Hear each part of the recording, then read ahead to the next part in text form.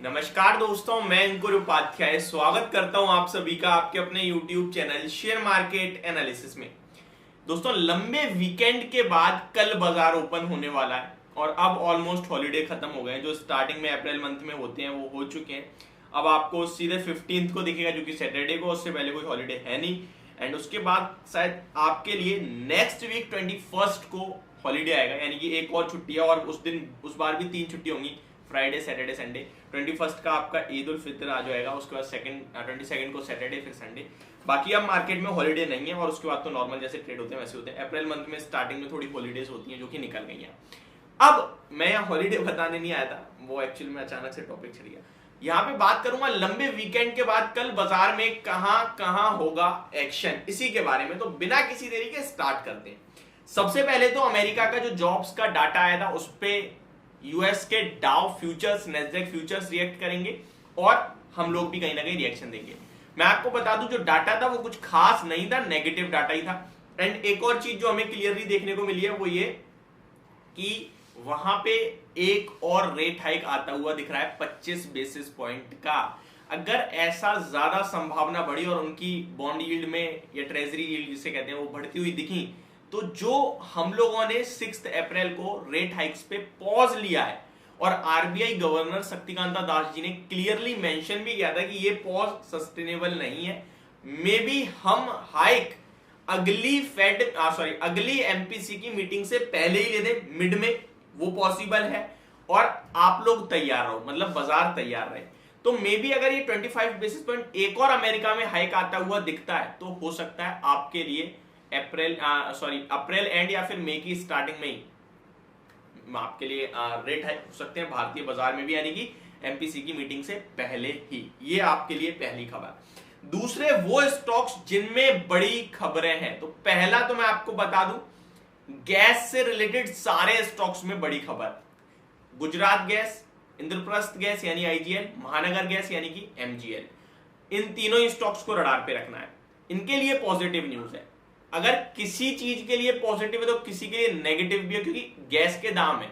अब गैस के दाम अगर सरकार बढ़ाएगी तो किसी के लिए पॉजिटिव है तो किसी के लिए नेगेटिव है। पर्टिकुलरली स्टॉक के लिए खबर नहीं है ना, एक कमोडिटी पे खबर आई है, उस कमोडिटी से बहुत सारी चीजें लिंक होती हैं। तो यहां मैं ऑलरेडी वीडियो शूट कर चुका हूं डिटेल में, एक बार दोबारा से रिपीट करता हूं। गैस के प्राइसेस में कैबिनेट जो किरीट पारिक का न्यू फॉर्मूला था गैस प्राइसिंग को लेकर, उसको कैबिनेट की तरफ से अप्रूवल आ गया है। न्यू फॉर्मूला ये था कि जो बेस प्राइस है वो $4 MMBTU कर दीजिए और सीलिंग प्राइस $6.5 MMBTU कर दीजिए। इस रेंज में रखिए, इससे ऊपर नीचे मत करिए।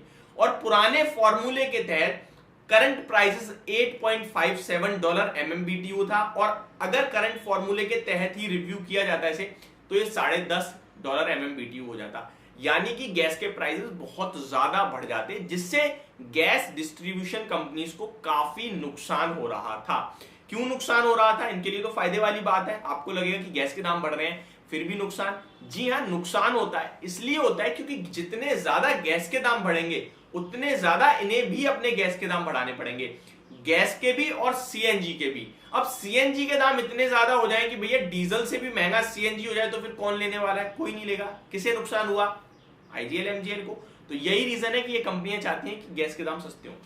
और किरीट पारिक की इस जो न्यू फॉर्मूला था प्राइसिंग को लेकर, उस पर अप्रूवल आया, यानी कि अब सीलिंग प्राइस $6.5 हो गया। पहले कितना था? करंट जो अभी है वो 8.57 था, तो कुछ नहीं तो $2 तो घट ही गया मिनिमम। अगर टॉप पे भी रखते हैं ना न्यू फॉर्मूले के तहत तो भी $2 घट गया, जिसके चलते एमजीएल और आईजीएल दोनों ने ही रेट कट कर दिए हैं सीएनजी पे, और इसी के चलते ये स्टॉक कल आपको फोकस में आते हुए दिखेंगे। ऑलरेडी ये हो जाएगा, कैबिनेट से अप्रूवल आ जाएगा। इसके चलते थर्सडे को आपने बड़े बड़े एक्शन देखे आईजीएल एमजीएल में, उससे पहले वेंसडे को भी एक्शन देखा था बड़ा।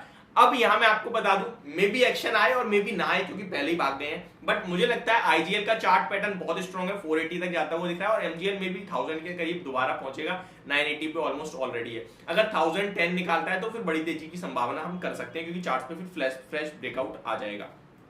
ठीक है, यही बात खत्म नहीं होती, और भी काफी सारे आपके लिए एक्शन होते हुए दिखेंगे। कॉर्पोरेट एक्शंस की बात करें तो बहुत सारे हैं, मैं आपके साथ सबसे बड़ा शेयर कर दूं तो ब्रिटानिया 13 अप्रैल को आपके लिए एक्स डिविडेंड ट्रेड करता हुआ दिखेगा, ₹72 पर शेयर का। भाई यही एक बड़ा है, बाकी तो कुछ ज्यादा खास है नहीं। दीप इंडस्ट्रीज 10 अप्रैल को आपके लिए स्प्लिट होता हुआ दिखेगा। 10 की फेस वैल्यू से 5 की फेस वैल्यू पे आएगा, एक के बदले 2 शेयर हो जाएंगे। And most important, result season start होने वाला है 12 अप्रैल को। सबसे बड़े आईटी कंपनी टीसीएस के नंबर्स आएंगे, फिर 13 को आपके लिए इन्फोसिस के, एंड उसके बाद तो झड़ी लग जाएगी रिजल्ट्स की। तो ये आपके लिए कुछ बड़ी चीजें हैं इस वीक जो होने वाली हैं। होप आपको वीडियो समझ और पसंद दोनों आई होगी। Thank you so much for watching this video. Have a great day guys.